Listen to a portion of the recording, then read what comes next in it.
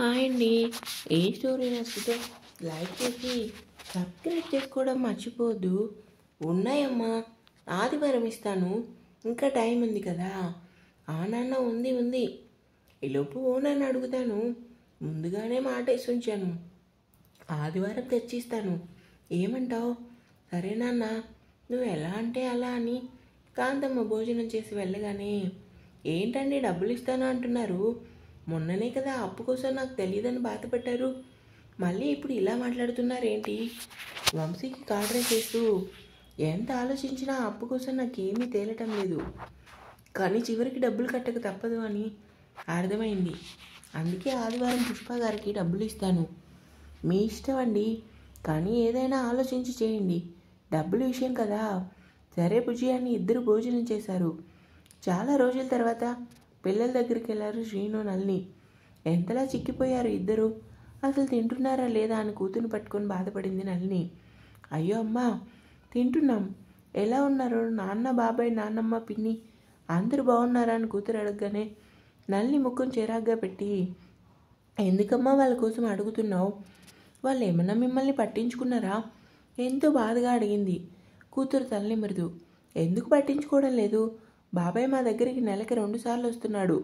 మాకు బోలెడు స్నాక్స్, ఇంకా బట్టలు, పుస్తకాలు కూడా బాబాయ్ కొంటున్నారని కించు అనగానే శ్రీను షాక్గా చూశాడు. ఏంటి బాబాయ్ వస్తున్నాడా మీ దగ్గరికి? ఆశ్చర్యంగా అడిగాడు శ్రీను. నాన్న, అసలు మీరు మా దగ్గరికి వచ్చి 3 నెలలు పైన అయింది, కానీ బాబాయ్ మాత్రం అప్పుడప్పుడు వచ్చి మాకేం కావాలో అన్నీ చూసుకుంటున్నాడు. ఇంటి దగ్గర నుంచి నాన్నమ్మ చేసే సుండుండ్లు, మిక్చర్ అన్నీ తెచ్చాడు. ఈ నెల బాబాయ్ రాను అని చెప్పాడు. ఎక్కువ పనులున్నాయి, రావటం కుదరదని పిన్నిని తీసుకొని వస్తానని చెప్పాడు. బాబాయ్ వచ్చినప్పుడు మాకు బిర్యానీ కూడా తెచ్చాడు. అంతేకాదు, వచ్చిన ప్రతిసారి మా చేతుల్లో డబ్బులు పెట్టి వెళ్తున్నాడు అని శ్రీను కూతురు లక్ష్మి చెప్పగానే నల్ని షాక్తో పాటు గుట్కలు మింగుతూ మౌనంగా తలదించుకొని శ్రీను మనసు ఉప్పొంగిపోయింది. పోనీలేరా, మాకు ఖాళీ లేకపోయినా బాబాయ్ వచ్చి మీ ఆలనా పాలన చూస్తున్నాడని కూతురు తల్లిమరి నల్ని వైపు ఒక చూపు చూశాడు. భర్త చూపుకి తలెత్తుకోలేక తలదించుకుని ఉంది. ఎలా చదువుతున్నారు ఇద్దరు? నాన్న బాగానే చదువుతున్నాం. వచ్చే నెలలో ఎగ్జామ్స్ అవ్వగానే సెలవులు ఇస్తారు కదా, మమ్మల్ని బాబాయ్ ఇంటికి తీసుకొని వెళ్ళండి అని ఇద్దరూ ఒకేసారి శ్రీనుని అడిగారు. తప్పకుండా అమ్మా, మీకు సెలవులు ఇవ్వగానే బాబాయ్ దగ్గరికి నేనే తీసుకెళ్తా. ముందు తినండి, మీకు ఇష్టమైన పులిహోర చేసిందమ్మా అని తనే స్వయంగా పిల్లలకి తినిపిస్తూ నల్ని వైపు కోపంగా చూసి మనసులోనే బాధపడ్డాడు. ప్రతిసారి దీని మాటలు విని మోసపోతున్నా. రక్తం పంచుకున్న తమ్ముడు కాబట్టి నేను ఎంత దూరం పెట్టినా, ఎన్ని మాటలన్నా మనసులో పెట్టుకోకుండా పిల్లల్ని చూసుకున్నాడు. అదే ఎవరైనా అయితే ఆలోచిస్తూ వంశం తలుచుకొని కంట్లో తడి తెచ్చుకొని, నన్ను క్షమించరా తమ్ముడు, నీ విషయంలో నేను చాలా మూర్ఖంగా ప్రవర్తించాను అనుకొని తనలో తానే బాధపడి పిల్లలకి భోజనం తినిపిస్తూ, నల్ని ఎవరు ఎలాంటి వాళ్ళు ఎప్పుడైనా నీకు బాగా తెలిసిందా అని శ్రీను అనగానే నల్ని మూతి తిప్పుకొని కోపంగా మనసులోనే తిట్టుకుంది. ఇప్పటి వరకు వేసిన ప్లాన్ అంతా అట్టర్ ఫ్లాప్ అయింది. అనవసరంగా పిల్లల దగ్గరకు వచ్చానా ఏంటి? నేను ఎంతలా శ్రీనుకి డబ్బు ఖర్చు పెడుతున్నా, మాయ చేస్తున్నా, ఎందుకు నా మొగుడు నా కొంగు పట్టుకొని తిరగటం లేదు? నేను చెప్పింది చేయటం లేదు. రాత్రి ఆ ఉంగరం పెట్టగానే నేనేం చెప్తే దానికి బుద్ధిగా తలూపాడు, కానీ పిల్లలు వంశీ డబ్బు కొట్టగానే ఇప్పుడు ఎన్ని చివాట్లు పెడతాడో ఏంటో అనుకొని తనలో తానే ఆలోచిస్తూ ఉండగా మనసులో నీ కుళ్ళ ఆలోచనలు పక్కన పెడితే ఇంటికి బయలుదేరదమ్మా.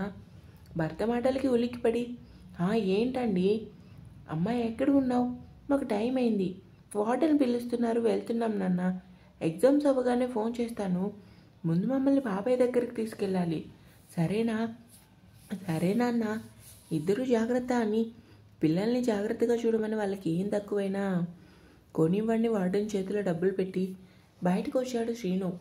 తనలో తానే కోపంగా ఉన్న భార్యను చూసి పిల్లలు వంశీ కోసం చెప్పగానే కోపం వచ్చిందా? అవును అంది ట్రాన్స్లో.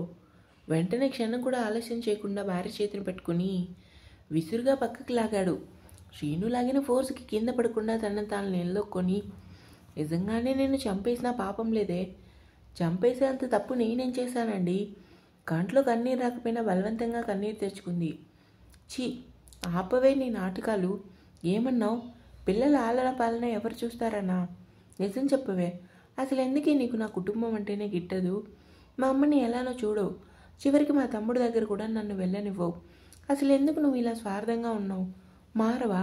పొద్దున్న నీ మాటలు విని నిజంగానే నీలో మార్పు వచ్చింది అని మురిసిపోయాను, కానీ నీ ఆలోచనలు, వంకర బుద్ధి ఎప్పటికీ మారవని అర్థమైంది. ఇప్పుడే చెప్తున్నా, ఇంకోసారి నా తమ్ముడి కోసం కానీ, నా మరదల కోసం కానీ, మా అమ్మ కోసం కానీ లేనిపోను పుకార్లు చెప్పినా, చాడీలు చెప్పినా సరే ప్రాణాలు తీస్తాను. నీకు నా వాళ్ళు అవసరం లేకపోయినా నాకు మాత్రం నా వాళ్ళే ముఖ్యమని కోపంగా అన్న శ్రీను మాటలకి నల్లి ఆహం దెబ్బతింది. చుట్టూ దారిలో వెళ్తున్న అందరూ తననే చూస్తూ ఉండటంతో ఉక్రోషంగా శ్రీనుని చూస్తూ ఒక చూపు చూసి, తిట్టడానికైనా కొట్టడానికైనా సరైన సమయం ఉంటుంది. కోపతాపాలు ఉంటే ఏదైనా ఇంట్లో చూసుకోవాలి, కానీ ఇలా రోడ్ మీదన కాదు. అయినా మీకేం తక్కువ చేశాను అని మీతో పాటు కష్టపడడం లేదా? లేదంటే మిమ్మల్ని బాగా చూసుకోవటం లేదా? మీ మాటలను బట్టి నాకు బాగా అర్థమైంది. మీకోసం నేను ఎంత పాకులన్నా మీ దృష్టిలో నాకు విలువ లేదని బాగా అర్థమైందని నల్ని కోపంగా ముందుకెళ్ళగానే శ్రీను ఇంకా ఏం మాట్లాడలేదు. బైక్ స్టార్ట్ చేసి వేగంగా ముందుకు పోనిచ్చాడు. నలుగురు ముందు శ్రీను తనను తిట్టేసరికి నల్ని తనలో తానే రగిలిపోయింది. శ్రీను బైక్ ఎక్కకుండా కోపంగా బస్సు ఎక్కింది. ఆమె ఆలోచనలు వేరే దారిలో ప్రయాణించడం మొదలుపెట్టాయి. పుష్పగారికి డబ్బు ఇవ్వాల్సిన రోజు రానే వచ్చింది. ఆ రోజు కాంతమ్మ హడావిడిగా వంశీ ఇంటికి వచ్చింది. ఆదివారం కావడంతో ఆ రోజు సిరి, వంశీ ఇద్దరూ లేటుగా లేచారు. ఫ్రెష్ అయ్యి అప్పుడే టిఫిన్ చేస్తున్నారు. రే నాన్న, డబ్బులు తెచ్చావా? పుష్పగారు వచ్చారని పుష్పం తీసుకొని లోపలికి వచ్చింది. తింటున్న సిరి, వంశీ పుష్పగారిని కూర్చోమని చెప్పి సిరి వాళ్ళిద్దరికీ టీ పెట్టుకొచ్చింది. సామానం బాగానే తెచ్చుకున్నావు సిరి, ఇల్లు కూడా ఎంతో నీట్గా చక్కగా సర్దుకున్నావు. బాగుంది, అద్దె ఇల్లైనా ఎంత నీట్గా పెట్టుకున్నావు. ఇలానే ఉండాలని సిరిని మెచ్చుకుంది. వంశీ మురిపెంగా తన భార్యను చూశాడు. ఈ మధ్యన సిరికి వాళ్ళు కూడా రావడంతో పుష్టిగా అందంగా కనిపిస్తుంది. చెప్పండి ఆంటీ, డబ్బులు మీకు ఎంత ఇవ్వాలి? సూటిగా అడిగాడు.